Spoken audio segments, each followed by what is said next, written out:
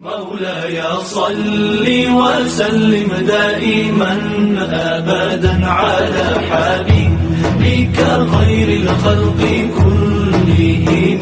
مولاي صل وسلم دائما أبدا. السلام عليكم ورحمة الله وبركاته.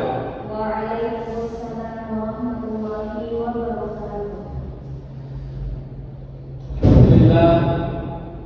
الحمد لله الذي هدانا لهذا وما كنا لنهتدي لولا أن هدانا الله.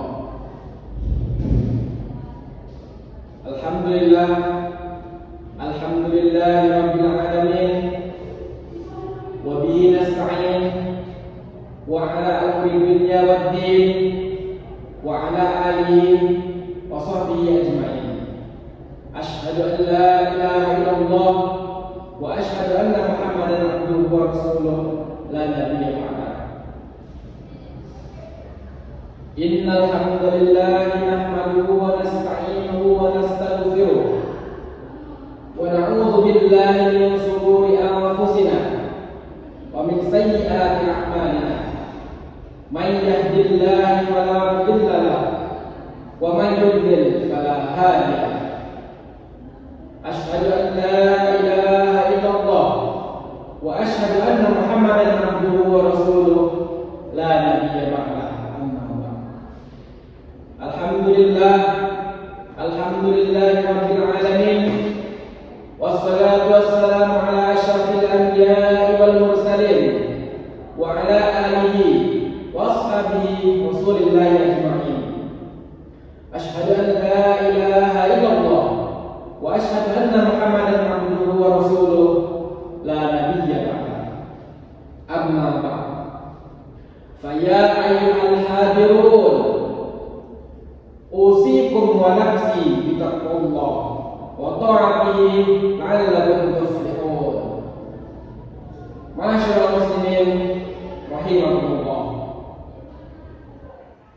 أعوذ بالله من الشيطان الرجيم. بسم الله الرحمن الرحيم. اتقوا الله حق تقاته يا أيها الذين آمنوا اتقوا الله حق تقاته ولا تموتن إلا وأنتم مسلمون. Ma'asyiral muslimin rahimakumullah. Untuk yang pertama kalinya, puji syukur tak lupa dan tak hentinya kita ucapkan pada hak yang maha kuasa atau sang pencipta, yang mana kita masih diberi kesempatan, kita masih diberi kesehatan sehingga kita bisa melaksanakan rutinitas kita, yaitu melaksanakan kewajiban kita, yaitu salat Jumat secara berjamaah. Masyaallah muslimin rahimakumullah. Yang berikutnya, sholawat serta salam tak lupa dan tak hentinya kita aturkan, kita hadaskan kepada Rabbul Alam, yakni baginda Nabi Muhammad sallallahu alaihi wasallam, yang mana sebagaimana kita ketahui bahwasanya sholawat ini berbeda daripada ibadah-ibadah yang lainnya, yang mana Allah memerintah kepada semua hamba-Nya, malaikat, jin, manusia, untuk beribadah kepada Allah. Tetapi berbeda dengan ibadah yang satunya, yaitu sholawat, yang mana Allah tidak hanya memerintah saja, Allah juga melakukan ibadah ini, yang mana Allah Subhanahu wa taala berfirman, Innallaha wa malaikatahu yusholluna 'alan nabi ya ayyuhalladzina amanu shallu 'alaihi wa sallimu taslima. Masyaallah muslimin jamaah Jumat rahimakumullah. Ada sebuah hadis yang berbunyi sebagaimana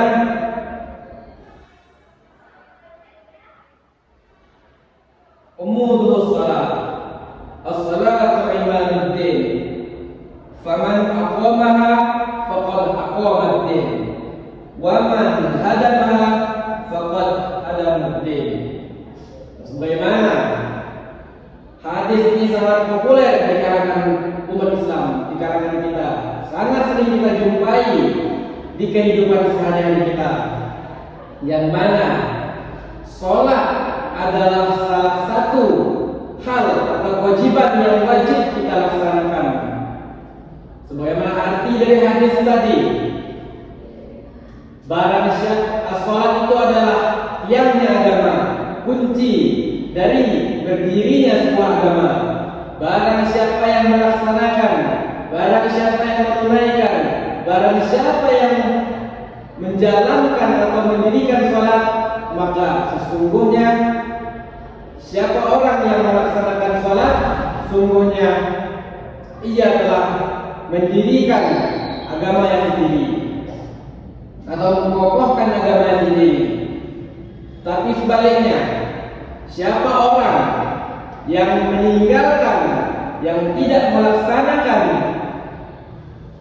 yang tidak mendirikan, menunaikan sholat, ia sudah meruntuhkan agamanya sendiri.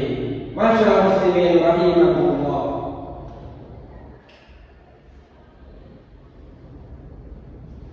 Sebagaimana yang kita ketahui, sholat adalah salah satu ibadah yang sangat istimewa. Yang mana sholat adalah ibadah yang berbeda dari ibadah-ibadah yang lainnya, seperti ibadah puasa, ibadah haji, ibadah zakat, yang mana sholat ini langsung dijemput oleh baginda dari Muhammad SAW. Sebagaimana yang kita ketahui, jika ibadah puasa, ibadah zakat, dan ibadah haji, Allah cukup menurunkan air saja. Tetapi berbeda halnya dengan ibadah salat. Bagaimana yang kita ketahui, Allah mengutus Nabi Muhammad,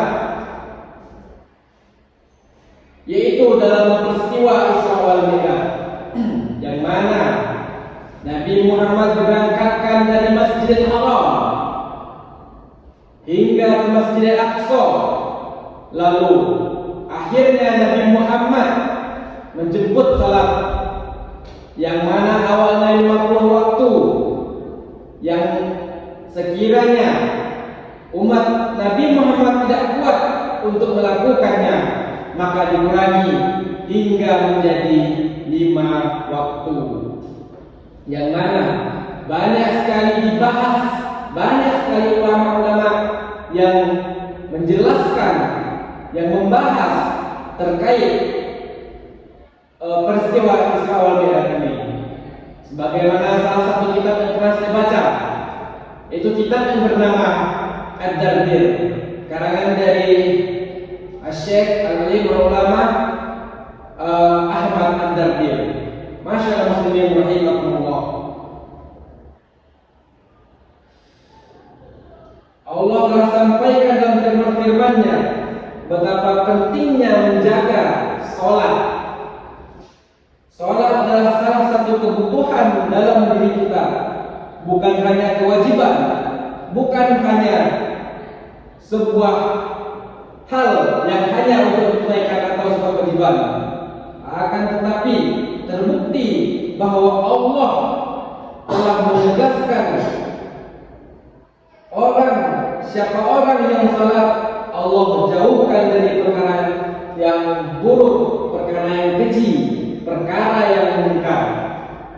Bagaimana Allah SWT berfirman, Inna salata tanha 'anil fahsya'i wal munkar wa dzikrullahi akbar. Sungguhnya salat itu mencegah dari perbuatan keji dan munkar, dan ketahuilah mengingat Allah dengan salat itu lebih besar keutamaannya daripada ibadah-ibadah yang lainnya. Quran surah Al-Ankabut ayat 45. beriman. Masyaallah muslimin rahimakumullah. Siapa menjaga salatnya, Allah akan menjaga dirinya dari ancaman apapun, dari bahaya apapun itu. Maka dari itu, mari kita menjaga, mari kita sama-sama menjaga salat kita. Jika tidak bisa kita tunaikan di awal waktu, maka bisa kita tunaikan di pertengahan waktu. Jika tidak bisa kita laksanakan di pertengahan waktu, kita bisa melaksanakannya di akhir waktu. Seandainya tidak bisa kita laksanakan secara berjamaah, maka kita bisa melaksanakannya secara sendiri. Tidak bisa kita laksanakan secara berdiri, kita diperbolehkan untuk melaksanakannya dengan duduk. Jika tidak sanggup duduk, kita diperbolehkan melaksanakan sholat dalam keadaan berbaring. Demikian istimewanya ibadah sholat daripada ibadah-ibadah lainnya. Dikasih keringanan oleh Allah. Jika kita sakit, kita laksanakan sebagaimana mampunya kita saja. Sebagaimana jika kita dalam keadaan musafir, maka kita bisa melaksanakan sholat atau dikasih keringanan oleh Allah atau rukhsah, bisa melaksanakan sholat dengan secara jamaah. Masyaallah muslimin rahimakumullah.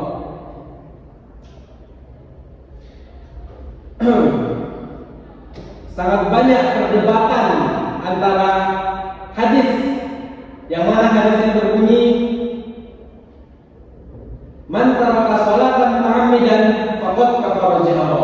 Nah, pada hadis berikut ada ulama yang menyatakan bahwasanya barang siapa yang meninggalkan sholat secara sengaja atau secara terang-terangan, maka siapa orang yang meninggalkan sholat itu, maka ia kafirlah secara zahir, secara dekat. Tapi ada sebagian ulama yang berpendapat bahwa barang siapa yang meninggalkan sholat akan tetapi ia masih beriman, ia masih meyakini, ia masih tetap dalam teguh dirinya mempercayai Islam, bahwasanya ia hanya melaksanakan dosa besar saja, bukan meninggalkan atau telah kafir secara nyata. Masyaallah muslimin rahimakumullah. Kemudian jika ada yang berpendapat, jika ada orang yang menyatakan bahwa untuk apa melaksanakan sholat, akan tetapi kita masih melakukan, masih mengerjakan perbuatan yang keji, masih melakukan perbuatan yang munkar, maka itu adalah pendapat yang salah atau pernyataan yang salah. Dengan Anda melaksanakan sholat, dengan kita melaksanakan sholat, maka kita sudah tidak melaksanakan kemungkaran. Kenapa? Karena kita tidak melanggar ketentuan yang telah ditetapkan oleh Allah Subhanahu wa taala. Masyaallah muslimin rahimakumullah. Sekian khutbah singkat kita pada Jumat kali ini. Semoga dengan adanya khutbah tadi kita bisa meneguhkan iman, kita bisa menetapkan diri kita, menjaga sholat kita dalam hal keadaan apapun itu. Barakallahu fi wa lakum fil Qur'anil azim wa nafa'ani wa iyyakum bima fihi min ayati wa dzikril hakim. Aqulu qawli hadza wa astaghfirullahal azim li wa lakum lisa'iril muslimina wal muslimat wal mu'minina wal mu'minat fastaghfiruhu innahu huwal ghafurur rahim. Allahu akbar.